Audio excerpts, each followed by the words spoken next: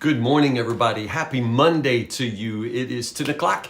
It's time for 10 with Tim. We are going verse by verse through the book of Genesis. We began a new year in the beginning with the very first book of the Bible. If you're just now joining us, you still got time to catch up. We were only in chapter 6. We're in chapter 6 today, verses 9 to 22. We are about to start I guess we started technically last Friday, the story of Noah and the flood. And today it really starts picking up, and I love it. I love this so much. I'm glad you're with me.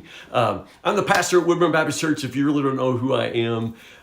This is just a little something that we do every single day, Facebook Live, YouTube, in order to just keep each other strong and encouraged in the Word of God. And that's what you do for me, and I hope it's what I can do for you. I remind you, not for my ego, but for yourself and for the health of these platforms, Facebook and YouTube, to hit the like button or to put a comment in there.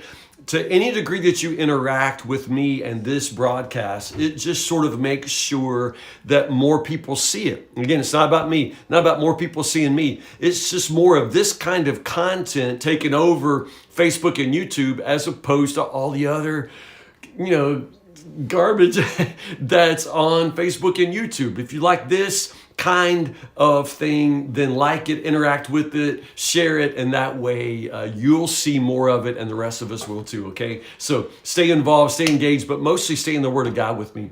Chapter 6, book of Genesis, verses 9 to 22. Last Friday we were talking about the incredible tragic surprise at how things turned out. God created the world so joyously, and He created the world for His own purposes. He created the world so graciously. And now the question becomes, can God really just destroy? Will He change His mind? It started out, that it was very good. And now in the book of Genesis, at the time of the flood, God says, I'm going to wipe it out. What?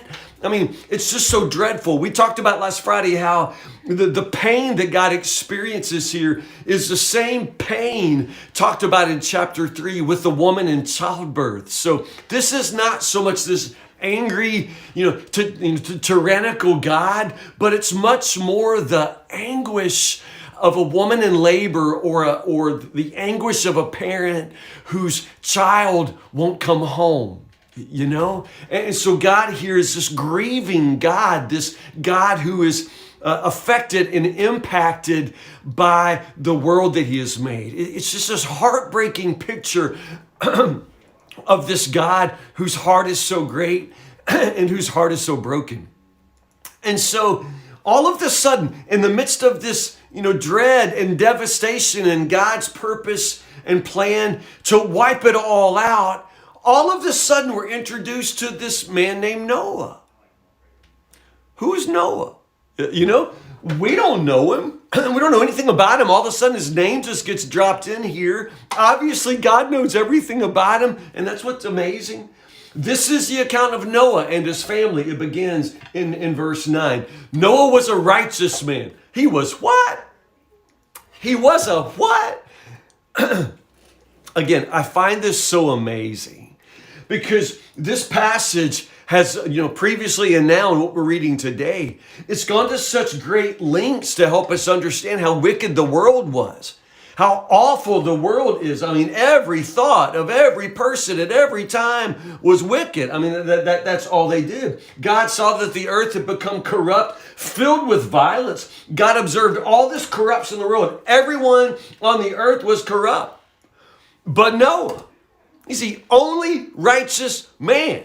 Now, again, it's just amazing. It's also in some ways convicting, encouraging, but the idea that faithfulness was possible in Noah's world. You and I have never seen wickedness like Noah had seen, and yet faithfulness was possible for Noah.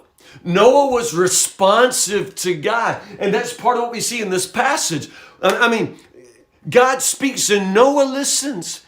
The only person on earth who listens. And then Noah obeys whatever God says. Noah will do it. Noah's fully responsive. Of all the creatures God has made, Noah is the only one who continues to walk within the boundaries of his creatureliness, but at the same time continues to let God be God. Noah is a fully faithful man in a world that is fully evil. Now, you just tell me one more time why you don't think you can be faithful to God. You just tell me one more time why you think it's too hard to serve the Lord in your family. Noah is the only man on earth who walks with God. It's amazing. He walks with God. That's what it says. Walks in close fellowship with God, as it says there in verse 9. It's the same language used for Adam before he fell. Walking with the Lord in the cool of the day. It's just this close fellowship. It's what God intended for the whole world, but now only experiences with this one man. It's just an amazing example for us, to walk with God, to listen to the voice of the Lord, to continue to let God be God, no matter what the world does. Because I'm telling you, the world is going to be the world. And people are bent towards sin now, and we know that, and there's wickedness and corruption all around us, but that does not mean that you don't still have the freedom to listen to the voice of the Lord. It's amazing. I'll talk about this a little bit more tomorrow, but the very idea that God says, I'm about to cover the earth with a flood. Do you understand? It's not altogether clear that it's ever even rained before. Back in chapter 2, when it talks about creation, there's a specific line that says, up to this point, God had never caused rain to fall on the earth. That's Genesis chapter 2. It's not altogether clear that Noah has ever even seen rain. Okay, let that soak in. So when God says, I'm about to make it rain, first let me explain to you, Noah, what rain is. It's possible that Noah has never seen rain fall from the sky. And so this obedience, this righteousness, this faithfulness that characterizes Noah, it requires that he commit himself to what has never happened, or at least to what's not happened yet. Oh my goodness, this is such a model, such a picture of faith. I mean, you and I, often we got to see it to believe it, and to go to these lengths. I mean, God says you need to build a boat, because it's got to float on water. And no one may be saying, what exactly, what is a boat? What does it mean to float? I mean, I'm going to cause it to rain. I mean, there is so much here that requires so much just simple trust on Noah's part. And that doesn't even count, what it's going to be to try to explain to everybody what you're doing. I mean, pull up, Noah's going to pull up in Lowe's parking lot with his trailer and start loading up, gopher wood. And if anybody asks what you're building, he's going to have to try to explain, while you're at it, would you give me an umbrella because it's going to rain? And the guys at Lowe's are saying, it's going to what? I mean, do you understand? Not only has Noah always stood out for his righteousness, now he's really about to stand out because he is fully going to commit himself to what God has said, although it hasn't happened yet.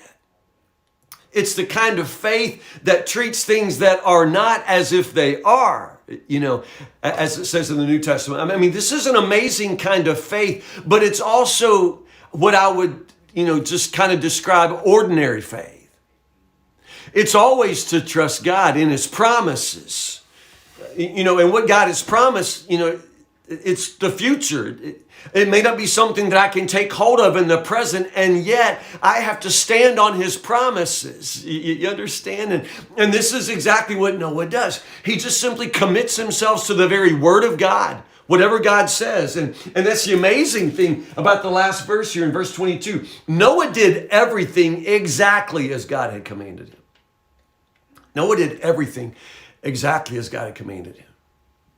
Make no mistake, with this promise of the rain, the flood that's going to come, there's also this promise that God's going to shelter Noah.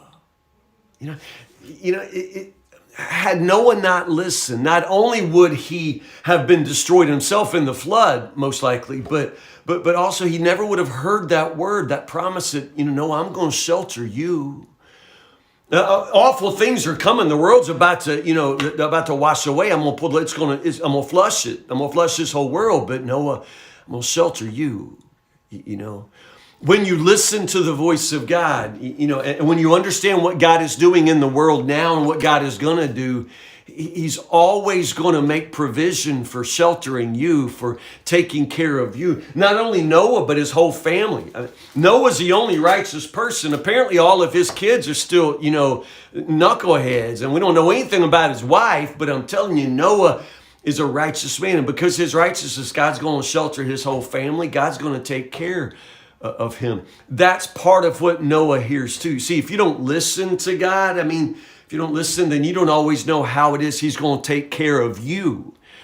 And the way God's going to take care of Noah is still wrapped up in Noah's obedience. Noah's got to build the boat that God's going to use to take care of him in the coming flood. You see, so your obedience has so much to do with what God can do and will do in your life.